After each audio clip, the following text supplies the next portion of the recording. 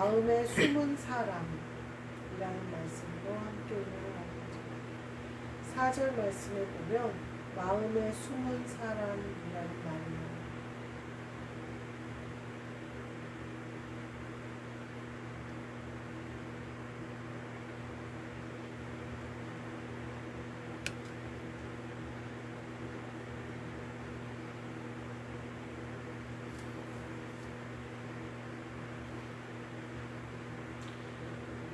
본문 말씀을 보니까 오직 마음에 숨은 사람을 온유하고 안정한 심령에 썩지 아니할 것으로 하라. 잘 섬겨라. 마음에 숨은 사람을 잘 섬겨라 이렇게 얘기하고 있어요. 그러니까 마음에 숨은 사람이라는 표현이 남편을 가리켜서 표현한 거거든요. 그러니까 마음에 숨은 사람을 이렇게 섬겨라 이렇게 얘기해요. 그래서 오늘 본문 말씀에는 남편과 아내를 얘기하는 말씀이에요. 이거는 말 그대로 아내들아라고 얘기하는 거예요. 그래서 한 몸이 되어져서 교회를 세워가고 하는데 그 질서에 대해서 말하고 있는 거예요. 그래서 남편에게 순종하라는 거예요. 이거는 남편에게 순종하는 것이 결국은 그 단장한 행실로 말미암아 말이나 이런 것이 아니라 행실로 말미암아 마음에 숨은 사람을 섬김으로 이루어지는 것을 말해요. 뒤에 보면 남편들은 뭐라고 표현하냐면 연약한 그릇으로 이렇게 표현해요. 아내를 연약한 그릇으로 알아라. 또 생명의 은혜를 함께 이어받을 자로 알아라. 이렇게 얘기하고 있어요. 이 부부라는 게 참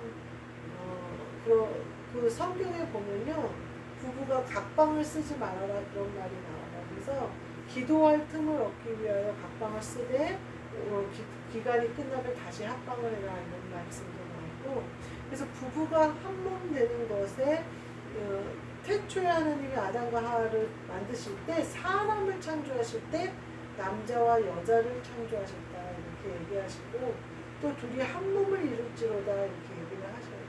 그래서 부부가 한 몸 되는 것이 곧 하나님의 교회가 이루어지는 것이고 성전이 이루어지는 거예요. 근데 많은 이제 그 가정의 가운데 얘기하는데 순종함과 또 사랑함이 둘에게 있어야 된다는 거예요. 그래서 그것으로 구원을 이루어 가는데 이 구원을 이루어 간다는 이 말씀은 점점 장성해 간다는 말씀입니다. 그래서 성장해 가는 걸 말하는 거예요. 그 우리나라 옛날 말에 장가를 가야 어른이 된다 이런 말이 있어요. 성경도 그 말과 비슷한 것 같아요. 부부가 한 몸을 이루어야 성령의 장성한 자가 되어진다 이런 말씀인 것 같아요. 먼저는 그리스도와 한 영이 되어져야 돼요. 그 한 영이 된 사람들이 한 부부가 한 몸이 되어질 때 교회가 이루어지는 거예요. 이거는 아내와 남편이라고 표현을 했지만 마음에 숨은 사람이라는 표현으로 봐서 영혼과 육신에 대한 말씀이기도 해요. 그래서 우리가 육신을 다룰 때 어떻게 해야 되냐 이런 말씀, 또 육신은 어떻게 해야 되냐 이런 말씀. 제가 살이 많이 쪘어요. 원래 몸무게에서 한 3kg가 마트에서 일을 하니까 찌더라고요. 그래서 힘든 일을 하니까 살이 찌나 보다 그랬어요. 그리고 이제 일을 하니까 식욕도 좋아지고 많이 먹게 되고 원래도 잘 먹고 통통한 체질이었는데 뚱뚱하지는 않았거든요. 근데 이제 마트에서 일을 하니까 한 3kg가 찌더라고요. 근데 몸이 무겁다 이런 생각은 안 들었어요. 어떻게 따지면 5kg 또 찐 거 한 3kg를 쪄서 이제 계속 유지를 하고 있었어요. 근데 이상하게 또 살이 찌는 느낌이 드는 거예요. 그래서 몸무게를 재봤더니 그 전에 3kg 쪘던 거에 또 3kg가 찐 거예요. 그러니까 제가 거의 6kg가 찐 거예요. 근데 그 6kg가 찌니까 팔이 이렇게 안 붙는 거예요. 걸어 다니는데 자꾸 팔이 이렇게 떨어져요. 그래서 왜 그러지? 왜 팔이 이렇게 내가 여기가 알통이 생겼나? 이렇게 뭘 무거운 걸 많이 들었나? 이제 그런 생각을 보니까 살이 찌니까 팔이 점점 이렇게 몸에서 떨어지는 거예요. 그리고서는 보니까 몸이 여기저기가 살이 찐 흔적이 드러나는 거예요. 이거는 과하다라는 생각이 들어서 몸을 좀 다이어트를 해야겠다 이렇게 생각을 했어요. 그리고 다이어트라고 해봤자 저는 별거 없어요. 24시간 일단 굶어서 속을 싹 비워요. 그러면 내 장이 한 3일 굶으면 더 좋을 텐데 그거는 일을 하면서 힘들더라고요. 그래도 24시간은 공복을 유지하면 위장이 좀 줄어들면서 포만감을 조금만 먹어도 느낄 수 있거든요. 그리고 물을 많이 먹고 이제 운동을 30분이라도 시작을 하고 이렇게 하는 거예요. 그리고 양을 2분의 1로 줄였어요. 그렇게 해서 저는 1년을 잡았어요. 1년 후에 내가 원래 몸무게로 돌아가야겠다 이렇게 생각을 하고 1년 동안은 내 줄인 양으로 내가 더 많이 먹을 수 있음에도 조금씩 먹어야겠다 이렇게 절제를 해야겠다라고 생각을 했어요. 그러면서 운동을 하기 시작했어요. 그래서 제가 얼마 전에 또 비 오는 날 밤에 가서 운동을 한 거예요. 제가 그 일을 보면서 근데 그날 그 운동을 하지 않았더라면 제가 공복을 가질 시간을 유지하기 어려웠을 거예요. 근데 그것을 해서 이제 여하튼 그랬어요. 근데 이것이 어떻게 보면 외모를 단장하는 일이에요. 성경에 보니까 단장은 머리를 꾸미고 금을 차고 아름다운 옷을 입는 외모로 하지 말고 이렇게 얘기를 했는데 지금 제가 외모를 가꾸는 거잖아요. 이 다이어트를 하는 거는. 어떤 건강에 적신호가 왔거나 아프거나 하는 상황이 아니고 여자가 폐경을 맞으면 한 5kg 정도가 찐다고 그러더라고요. 근데 제가 그때인 거는 맞아요. 근데 그래서 제가 찌는데 문제는 뭐냐면 조롱거리가 된다는 거죠.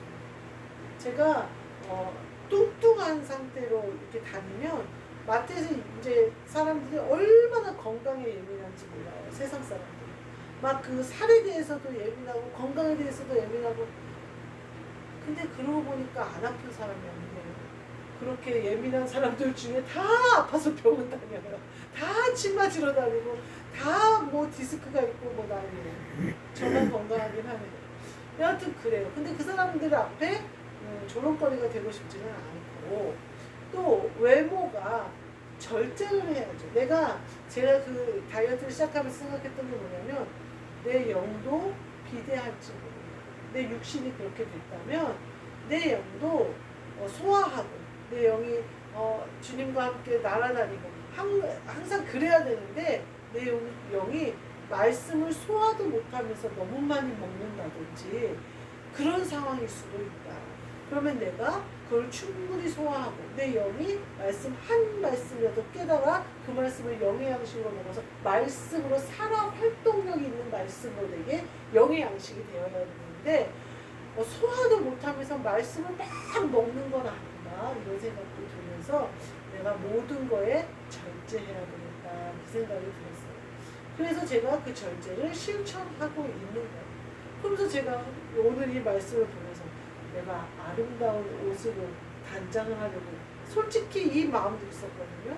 제가 가지고 있는 옷들도 있고 이런데 정장도 있고 어느 날은 제가 정장을 입고 가야 되는 자리도 있고 또 아들이 동행해 달라고 하는 자리에는 후질근하게 입고 가기 싫어서 좋은 옷을 입고 가는데 이렇게 계속 쪘다가는 좋은 옷이고 멋이고 가면 티하고 바지밖에는 못 입겠다 이런 생각이 드는 거예요.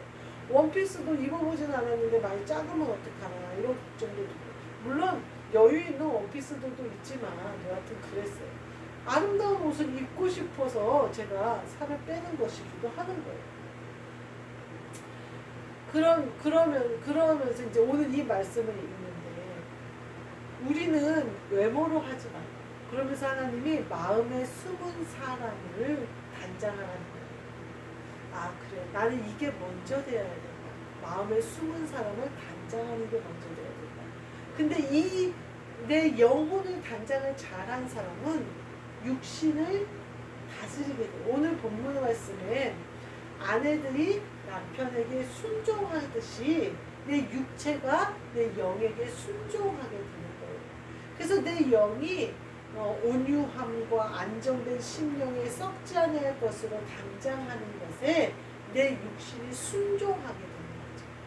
그래서 제가 그 이렇게 외모로 단장하는 것일 수도 있으나 어떻게 보면 육신을 따라 먹고 싶은 대로 먹고 육신을 따라 쉬고 싶은 대로 쉬고 내가 마트에서 힘든 일을 하니까 쉬어야지 뭐 해야지 육신을 따라 너무 행했을 수도 있다. 이 생각이 드는 거예요. 그래서 제가 육신이 영혼에게 순종해야 돼요. 이게 법이에요. 근데 오늘 1절 말씀에 보니까요. 말씀에 순종하라 그러면서 혹 말씀에 순종하지 않는 자라도 그 아내의 행실로 말미암아 구원을 받게 하냐니 이렇게 얘기해요. 남편이 구원받지 못한다 이런 의미라기보다는 말씀을 함께 순종하고 함께 깨닫고 함께 한 마음이 되어야 되는데 남편과 한 마음이 아닐 때가 있다는 거예요. 혹시 그럴 때가 있을 수도 있다는 거예요.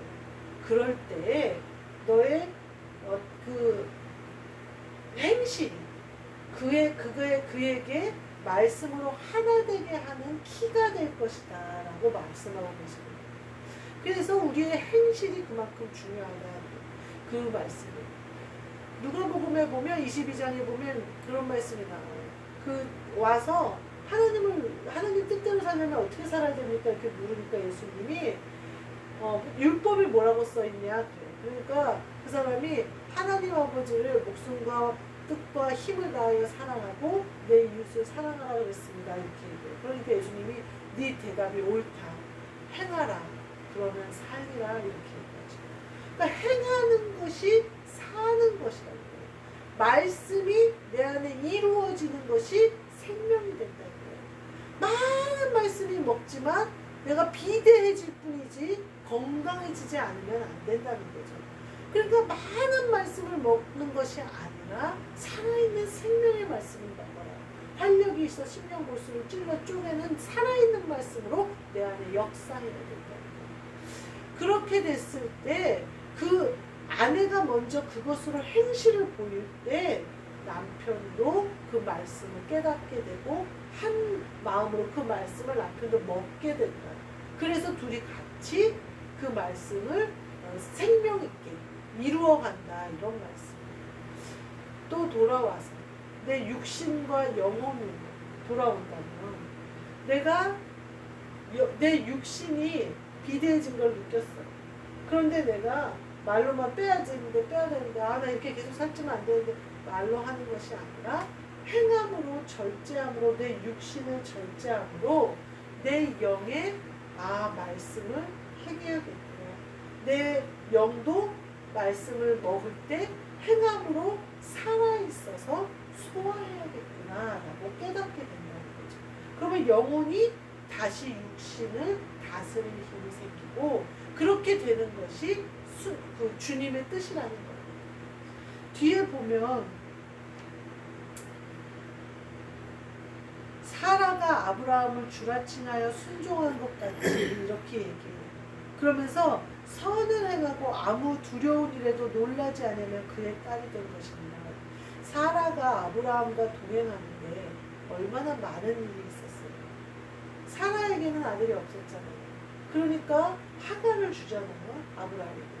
그랬더니 하갈이 임신함을 알고 오히려 자기를 공격해요. 그 얘기는 뭐냐면요. 종이 주인의 자리를 탐한 거예요. 하갈이 사라의 자리를 탐한 거예요.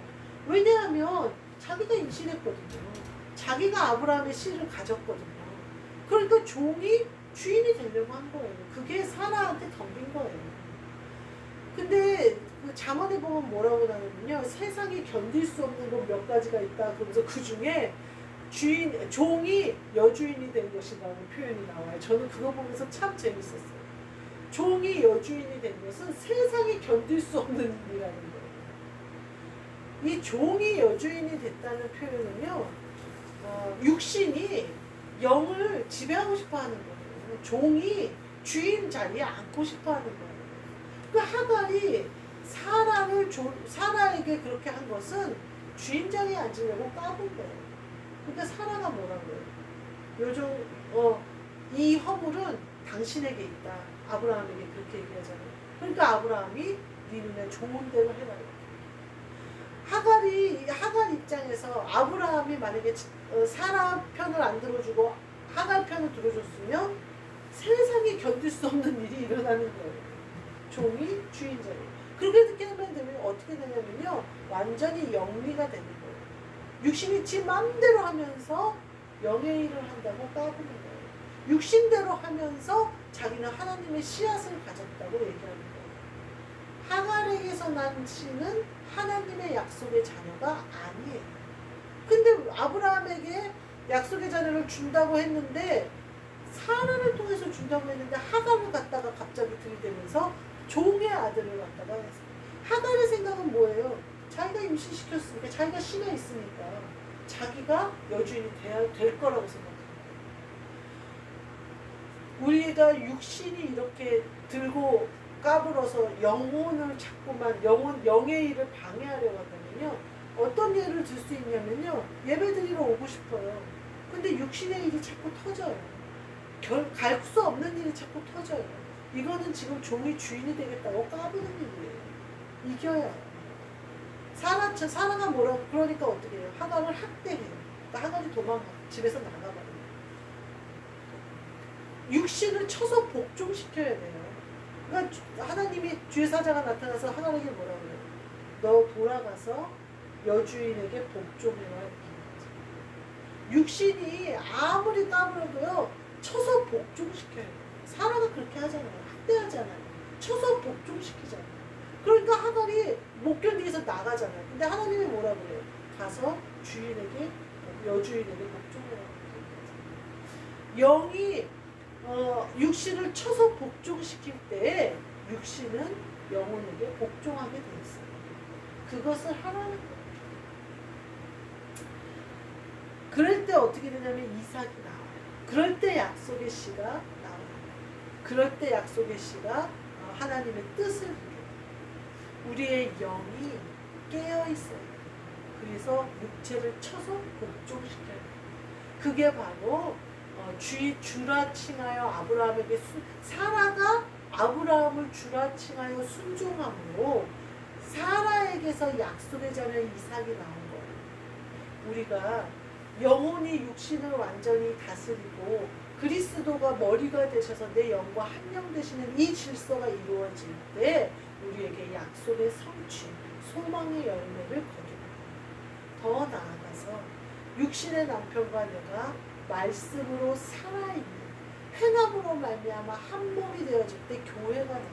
교회라는 생명이 나와요. 우리가 이와 같이 뒤에 보면 7절 마지막에 생명의 은혜를 함께 이어받을 자로 알아. 남편아 아내들을 연약한 그릇으로 생각해요. 이렇게 이것을 우리가 우리 영혼과 육신 가운데도 이루어가고 또 실제 부부간에도 이루어가고 그리스도를 머리로 세워지는 교회 안에도 이루어가시는 저와 여러분이 되시기를 주님의 이름으로 축복합니다. 아멘. 기도하겠습니다. 하나님 감사합니다. 우리의 정결한 행실이 드러나게 하여 주옵시고 이것으로 말씀이 살아 생명 있게 우리에게 생명의 양식으로 먹어지게 하여 주옵소서. 그리하여 우리의 영이 그리스도와 한영되어 그리스도를 신랑으로 맞아들이는 우리가 신부되어지고 그리스도가 신랑이 되어져 한영되어지는 놀라운 축복을 누리게 하시고 그 능력으로 말미암아 영혼이 육신을 복종시켜 한 몸을 이루게 하시며 남편과 아내가 한 몸이 되어지게 하시며 교회가 주님과 한 몸 되어지게 하여 주옵소서. 예수 그리스도의 이름으로 기도하옵나이다. 아멘. 하늘에 계신 우리 아버지여 이름이 거룩히 여김을 받으시오며 나라가 임하시오며 뜻이 하늘에서 이루어진 것 같이 땅에서도 이루어지리라. 오늘 우리에게 일용할 양식을 주시옵고 우리가 우리에게 죄 지은 자를 사하여 준 것 같이 우리 죄를 사하여 주시옵고 우리를 시험에 들게 하지 마시옵고 다만 악에서 구하시옵소서. 나라와 권세와 영광이 아버지께 영원히 있사옵나이다. 아멘.